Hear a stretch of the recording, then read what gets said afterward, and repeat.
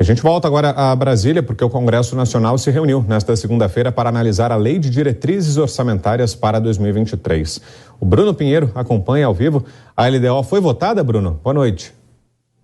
Olá, Vitor, você uma ótima noite. Quem nos acompanha aqui no Jornal da Jovem Pan, não foi votada. A expectativa que era nesta segunda-feira de colocar em votação uma sessão que já começou depois do horário. A expectativa era às 15 horas, não aconteceu. Houve uma entrevista coletiva antes e na hora de colocar em votação não houve nenhum acordo. Rodrigo Pacheco, o presidente do Senado, ele viu que não tinha esse acordo, disse inclusive como era importante a discussão sobre essas emendas do relator, essa impositividade que foi retirada, inclusive gerou uma discussão ali com o relator e a sessão foi adiada, vai acontecer amanhã às 10 horas da manhã. É pelo menos a expectativa, não sabe se vai colocar em votação.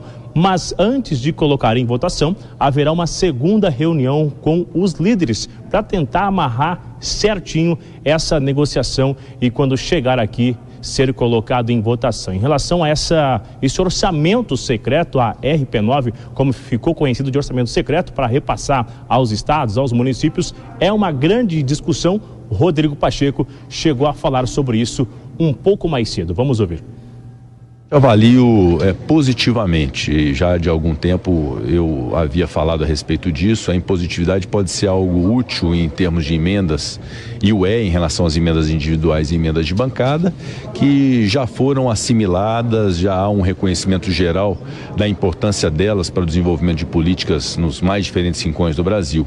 E as emendas de relator, até por ser um instituto novo, objeto de aperfeiçoamento constante, e o que nós temos feito na presidência do Congresso Nacional é buscar dar a transparência devida, os mecanismos devidos para o aprimoramento desse instituto, mas ele precisa ser melhor assimilado, inclusive pela sociedade, pela opinião pública, pela própria imprensa, do reconhecimento da importância dessa natureza de recursos destinados aos municípios, aos hospitais filantrópicos e aos estados. Eu ainda estava conversando com alguns nomes da oposição em relação às emendas do relator e eles me relatavam o seguinte, Vitor, que alguns estados, alguns municípios recebem muito mais do que outros. E aí essa forma é uma forma de uma corrupção, segundo a oposição, porque o dinheiro acaba retornando, cerca de 15%, 20%, 25% retorna a quem indicou. Isso é o que diz a oposição aqui no Congresso nesta segunda-feira. Durante essa articulação, se coloca em votação ou não, o líder do governo, Ricardo Barros, a todo instante tentando articular com diversas ligações, ele chegou a falar com a nossa equipe sobre essa sessão ser cancelada e só retomar amanhã. Vamos ouvir. A disputa aqui sobre a impositividade das emendas de relator está entre a Câmara e o Senado, não está entre o governo e a oposição. O governo até também não é favorável, mas há uma vontade da Câmara de fazer a impositividade e o presidente Pacheco acha que não. Nós temos que aguardar. Aqui é a casa do consenso, um pouquinho de tempo e todos vão se entender. Bom, a gente aguarda então amanhã, já iniciando novamente logo cedo, só que amanhã existe uma outra discussão em relação aos enfermeiros e também essa implementação de auxílios, que também a expectativa do governo federal é de colocar em votação amanhã. A gente vai esperar um dia de cada vez. Hoje não foi votado, Vitor.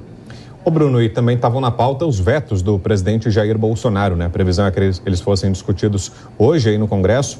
Chegaram a ser analisados, Bruno?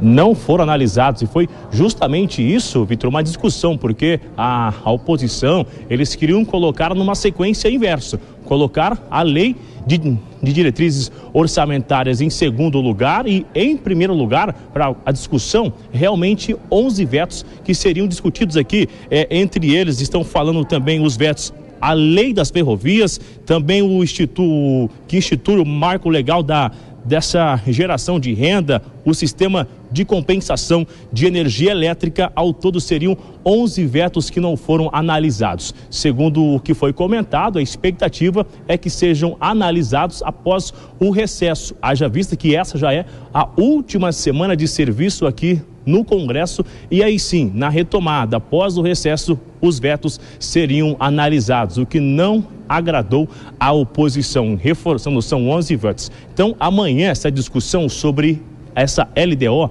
que é essa lei que vai estipular os custos do ano que vem, da gestão do ano que vem, coloca também em discussão o novo salário mínimo no valor de R$ 1.294. É uma semana cheia, reforçando, última semana é importante ser colocado tudo em discussão. E melhor do que colocar em discussão é alcançar um resultado, né? Resultado aí fica a escolha da oposição ou do governo federal. A nossa equipe continua de olho em todas essas reuniões, articulações, porque não resta dúvida que hoje será uma noite longa que só vai acabar amanhã na hora de colocar em votação. Vitor, volto contigo no estúdio. Vamos acompanhar então. Obrigado, Bruno, pelas informações. Bom trabalho por aí. Rodrigo Constantino, em relação à LDO, a Lei de Diretrizes Orçamentárias, o grande debate, o que causou toda essa divisão entre os deputados e senadores foi a questão das emendas de relator, né, do chamado orçamento secreto. Você acha que, de fato, é preciso ser revisto esse mecanismo, Constantino, ou há a previsão de que eles se tornem obrigatórios, o pagamento dessas emendas se torne obrigatório? Você acha que é uma boa decisão, Constantino? Olha, Brown, primeira coisa que tem que ser dita é que em condições normais de temperatura e pressão, a LDO já é uma coisa difícil de haver um acerto. Em ano eleitoral fica mais ainda. E aí tem essa questão delicada e sensível da RP9. A oposição chama isso de corrupção. Eu lembro a todos os nossos telespectadores que corrupção era o mensalão, era a compra por meio de mesada dos votos dos parlamentares. A forma que encontraram de delegar ao relator não é secreta, como diz uma ala da imprensa, mas sem dúvida gera desconforto. Eu acho, Brown, que todo o modelo deveria ser revisto. O grande problema, na minha opinião, é o grau de concentração em Brasília do destino do orçamento arrecadado em todas as esferas do governo. Nós temos uma pirâmide invertida, onde os municípios ficam com apenas 15% da receita tributária, enquanto que a União fica com o grosso do bolo e depois tem que distribuir. O resultado prático disso é que prefeitos vão passar o pires meio como reféns do governo, e aí existe essa pressão para votar a favor, beneficiar os municípios mais alinhados e por aí vai. O grande problema está na origem. Nós temos que olhar para onde escorregamos e não onde caímos. É preciso fazer uma reforma tributária que permaneça nos próprios municípios a parte maior da arrecadação, porque é no município onde as coisas acontecem. A política tem que ser muito mais local do que nacional. Agora, do jeito que está hoje, não vejo muita saída, porque aí eu estou falando de uma reforma administrativa, tributária e do próprio Pacto Federativo. Isso não vai acontecer da noite para o dia. Então, do jeito que está, não tem muita alternativa. Agora, Constantino, o que a gente observa é que vários projetos estão sendo adiados no Congresso. Amanhã está prevista a votação da PEC dos benefícios. Não se sabe se realmente vai ter quórum ou não. E o recesso está aí, né? O recesso vai chegar também. Então, que parece que as articulações no Congresso estão um pouquinho bagunçadas. Estão bastante bagunçadas, Kalina, e mostra, inclusive, o baixo apreço que muitos parlamentares têm em relação ao espírito público, a coisa pública, a preocupação, de fato, com o brasileiro de carne e osso.